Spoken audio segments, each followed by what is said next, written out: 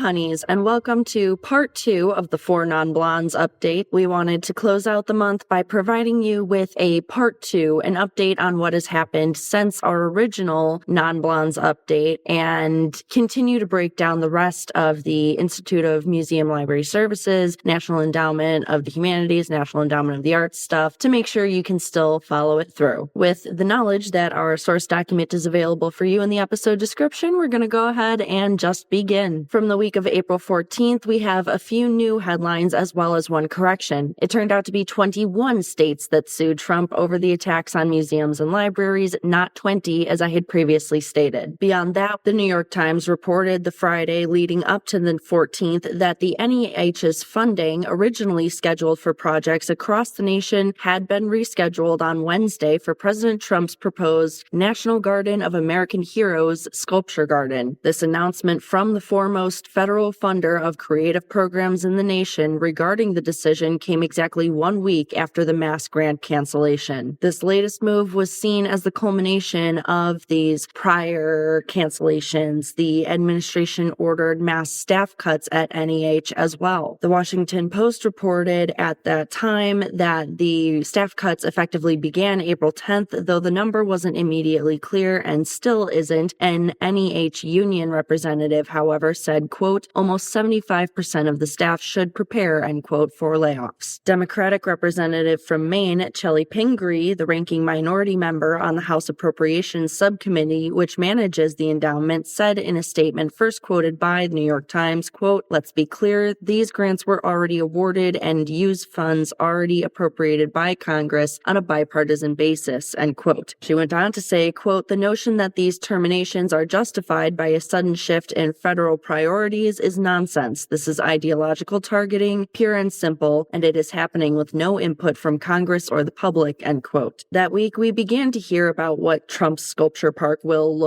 be like. Attendees of a meeting that week about plans for the project reportedly said it is supposed to celebrate Trump's interpretation of patriotism and will form an addition to the celebrations of the 250th anniversary of American independence in 2026. Titled the National Garden of American Heroes, it will be an outdoor sculpture park honoring a strange mix of nearly 250, quote, historically significant Americans, end quote, to commemorate that anniversary. The individuals to be featured span a wide range, from musician Aretha Franklin, athlete Muhammad Ali, chef and author Julia Child, and the late Supreme Court Justice Ruth Bader Ginsburg, to Christopher Columbus, Ronald Reagan, Justice Antonin Scalia, and Samuel Colt, the mass producer of the revolver. An important note about this park: this is not the first time that Trump has tried to make fetch happen. Before leaving office in 2021, Trump created a mandate, revoked by the Biden administration, that 1/12 of the discretionary funds of the National Endowment for the Humanities and its sister agency, the National Endowment for the Arts, would go towards the project. We are seeing this reinstated now via a Trump executive order, which calls for the execution of this garden to be carried out, quote, as expeditiously as possible, end quote. The same order to create the park also directed the Secretary of the Interior to reinstall dismantled monuments, many of which were tributes to Confederate generals toppled during 2020's Black Lives Matter protests. The very same week saw the latest, at the time, legal challenge to the Trump administration from the cultural sector filed in the U.S. District Court for the District of Columbia by the nonprofit organization Democracy Forward and the law firm Geyer Gallo Eberhard on Monday, April 7th, on behalf of the American Library Association and the American Federation of State, County, and Municipal Employees, or AFSCME Union. I know the name of that one keeps coming up, but this was the week I finally learned the union actually represents over 42,000 U.S. cultural workers, so a little more important than even I thought. The suit's defendants are listed as Trump himself, IMLS's acting director Keith Sunderling, its acting administrator Amy Gleason, plus the U.S. Office of Management and Budget and its director Russell Vought. The suit seeks a preliminary injunction against the Trump administration's dismissal of most of the IMLS staff, as well as to halt the controversial recent mass grant cancellations by the ILMS. It argues that congressional approval is required before such cuts could be directed, stating, quote, Congress is the only entity that may lawfully dismantle the agency, not the president, and certainly not DOJ, end quote. It calls the orders and cuts, quote, unlawful actions, end quote, that, quote, threaten libraries, museums, and the millions of people who rely on them across the nation, end quote. And our final complete week of April, that of the 21st. That week's primary headline was that the National Gallery of Art's director met with Elon Musk's Doge, leading many in the arts and culture scene to believe that it is moving on to the National Gallery of Art in D.C. in its quote-unquote evaluations of federal arts and cultural institutions. The National Gallery of Art, or NGA, is home to a collection of more than 150,000 works of art. It's overseen by a 9-person board of trustees that has historically included government officials and leading cultural philanthropy donors. Its current members include Supreme Court Chief Justice John Roberts, as well as Ford Foundation President Darren Walker. So why can and will Doge be incoming? Because the NGA receives the majority of its funding through Congress, but it relies on private donations to fund its acquisition efforts. In fiscal year 2024, Congress appropriated $209 million for the NGA, most of which went towards operational costs, including special exhibitions. But according to an email that the director, Kaywin Feldman, sent to staff that was obtained by Bloomberg City Lab, members of Doge met with museum leaders, including Feldman and General Counsel Luis Baquedano, on Thursday, April 17th, to discuss the institution's, quote, legal status, end quote. It is unclear what legal status refers to in this context, but maybe its tax-exempt status. Because the NGA was established by Congress in 1937, it operates as a 501c3 nonprofit in partnership with the government. Our sources speculate this is what's meant because the Trump administration has threatened to revoke that status from other organizations that have not complied with its federal policy agenda regarding the arts. NGA spokesperson Christopher Abanavas confirmed that the meeting had happened as well, but declined to comment beyond echoing prior public statements like, quote, as a public-private partnership, we have worked with every administration since our inception and will continue to work with the administration and Congress while we remain focused on fulfilling our mission to preserve and share artistic excellence with all Americans, end quote. The headline caught the attention of us and others because of what happened recently at the Institute of Library and Museum Services. The meeting could be the harbinger of impending layoffs or other cuts, as was the case there. It's possible they may escape that fate, though. Despite not being a government agency, the NGA still began winding down its DEI initiatives in response to Trump's executive order calling for an end to diversity inclusion offices in governmental agencies even before the Smithsonian did. That same week, the National Endowment for the Humanities began seeking artist submissions for statues to include in the aforementioned National Garden of American Heroes. According to a press release on April 24th, the NEH will contribute $34 million to building Trump's sculpture garden. Its location is still to be determined. Despite having slashed 85% of its grant programs for cultural institutions and placed the majority of its staff on leave, the NEH's online application page says that the agency is looking to commission specifically U.S. citizens to create statues of, quote, famous American statesmen, visionaries, and innovators, end quote, on the Trump-authored list of 250 individuals. The artists selected will be commissioned for up to 3 specifically naturalistic marble, granite, bronze, copper, or brass artworks at rates of up to $200,000 U.S. each. A spokesperson for the American Federation of Government Employees Local, or AFGE 3403, the union representing NEH employees, said, quote, it is absurd to think that grant dollars that were being used to do things like publish President George Washington's writings, restore Mark Twain's artifacts, and support civics education are instead being directed to commission statues, end quote, because, quote, NEH funding has celebrated the best of America. Now it's being used to build a vapid tribute. Americans deserve much better, end quote. Dr. Say Bergen, an assistant professor of history at Dickinson College in Carlisle, Pennsylvania, was set to receive an NEH Fellowships and Award for Faculty grant, which was canceled. She said, quote, if the NEH wanted to give a bunch of money over to some truthful artists and let them pick their own mediums, somebody like an Amos Kennedy Jr. to tell some Black history of Detroit in his own way, I would almost be happy to see the money funneled to him instead of me, but not for this garden, not for these statues, no, end quote. In spite of that news, there was some silver linings last week. For example, it was publicized that 66% of Americans do not think that President Trump should control museums. That figure is according to the results of a new 6-day poll from Reuters/Ipsos, which surveyed over 4,300 adults across the country on Trump's overall performance as president. president, as well as specific approaches to issues like taxation, federal court rulings. That poll closed April 21st. The same poll found that 26% of those who identified as Republicans approved of the administration's interventions and takeovers of cultural institutions, 49% disagreed, and 25% did not respond, while 86% of Democrats disagreed with such actions. It additionally found that 50+% of respondents, including a third of Republicans, disapproved of government attempts to defund universities on the basis of the president's opinion of how those institutions are run. Also, say our sources, in a slightly darker but necessary note, quote, the results of the poll were released shortly after that of another benchmark survey known as Bright Line Watch, which revealed that hundreds of political science scholars think the U.S. is quickly moving away from a liberal democracy and towards some form of authoritarianism, end quote. Another highlight, House Democrats urged VP J.D. Vance very publicly to stop the Smithsonian overhaul following all these Trump executive orders. 4 of the U.S.'s House of Representatives sent a letter to VP J.D. Vance on Thursday urging him to reject an overhaul as ordered by Trump on the March 27th, Restoring Truth and Sanity to American History executive order. The authors are Joseph Morell from New York, Terry Sewell from Alabama, Norma Torres from California, and Julie Johnson from Texas. All are members of the 12-person Committee on House Administration, which oversees the Smithsonian as well as the Library of Congress and United States Botanic Garden, as well as the Capitol's arts, books, and manuscript collections. The letter reportedly emphasized the world-class status and uniqueness of the Smithsonian and highlighted the decades-long bipartisan cooperation which led to the establishment of the National Museum of African American History and Culture, the American Women's History Museum, and the National Museum of the American Latino. It reads in part, quote, we now stand at the brink of seeing the Smithsonian at its worst, shaped solely by the views and ideology of one individual as a means of expanding his political power, end quote, even though historically the power and integrity of the Smithsonian, in their opinion, comes from, quote, the world-renowned experts who independently curate the Smithsonian's collections, programs, exhibits, and activities, end quote. We additionally heard a refreshing reminder from the Met's director, Max Holian, that the Trump anti-DEI push, quote, doesn't apply to us, end quote. Holian told the French art publication Le Quotidien de l'Art in a recent interview that the administration's push to eliminate DEI programs won't have any effect on the lauded institution. He specifically stated, quote, the Met is a private organization, not a federal institution that must meet the same standards as some government agencies. Therefore, these types of political decisions do not apply to us, and we are not making any changes to our exhibitions or programs. We are a nonpartisan institution that develops its own programmatic identity, end quote. The best part, in my opinion, when asked about political or politician pressure on patrons to reduce donations over ideological differences, Holian emphasized that, as Hyperallergic says, quote, protecting against such pressure is only a matter of cultivating a diverse and varied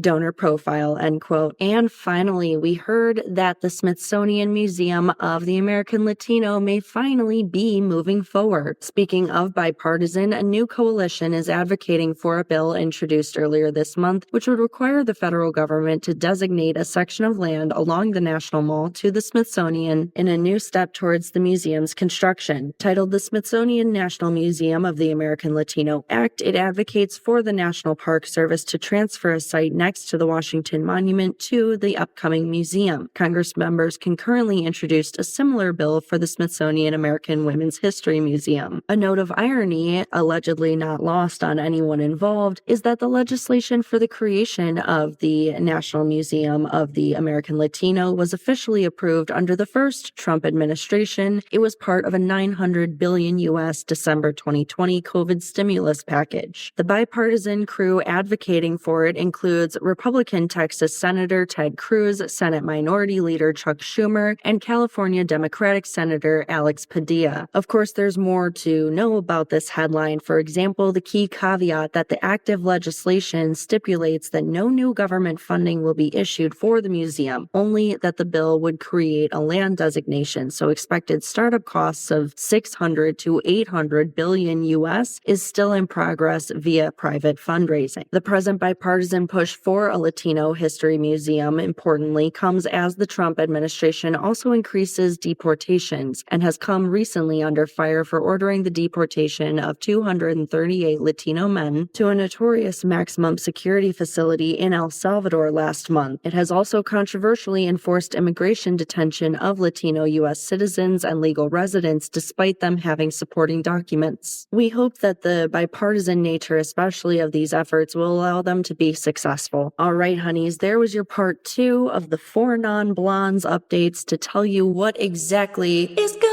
on. Hope you've enjoyed. Hope you are staying hydrated, not dehydrating. We love to see you taking care of yourselves, but until the next time, talk soon. This podcast is produced, created, hosted, formerly edited, and fact-checked by master's degree holder Celia Bugnout. Chris Meinhold is responsible for our editing, mixing, and our intro and outro music. Special thanks to him for that. And as always, remember to like, subscribe, share, comment, so on all your favorite listening as well as social media channels.